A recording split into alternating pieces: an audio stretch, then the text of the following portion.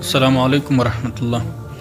محترم تاسو به هر وخت په بیانونو کې ماوري ختم نبوت د علماونو به هم اوري ختم نبوت په جلسو او جلسونو کې به هم دا ټکی اوري چې ختم نبوت.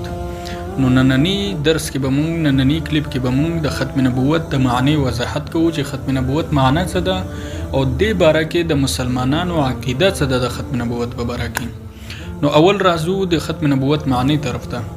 ختم نبوت دا دوه ټکي دي، یو ختم بل نبوت. ختم په عربي ژبه کې مهر ته ویل کیږي، یعنی یو سړی چې چرته چاته ملګری ته خط ولګي یا یو کار پوره شي نو په هغې باندې په اخره کې مهر ولګولی شي، دې ته ویل کیږي ختم په عربي ژبه کې.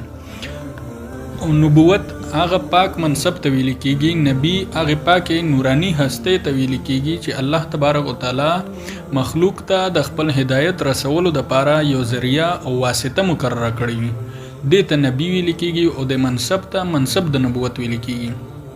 نو د ختم نبوت معنا شو مهر نبوت.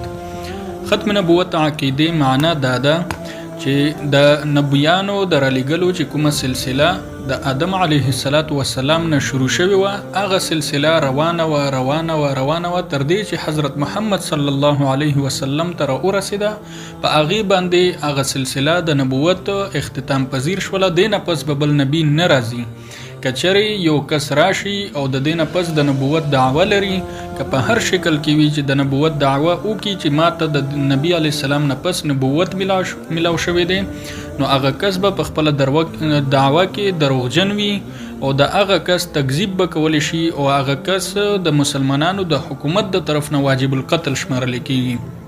نو دې ته ویل کیږي ختم نبوت عقیده او د ختم نبوت معنا.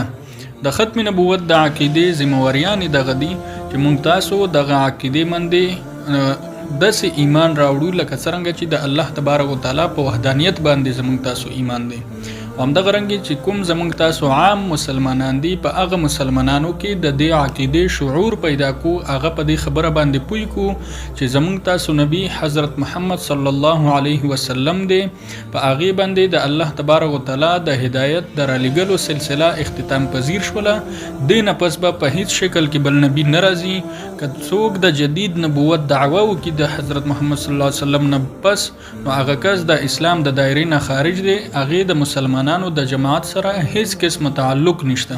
نو دغه خبره خپل عوام ورونو ته په عامه ژبه کې رسول، د دې لپاره سیمینارز منعقد کول، د دې لپاره جلسې کول، د دې لپاره کاغذونه او دستاویزات لیکل او رسائل شایع کول، د دې خدمات کول د دې عقیدې، دا زموږ تاسو مسلمانانو ذمہواری ده.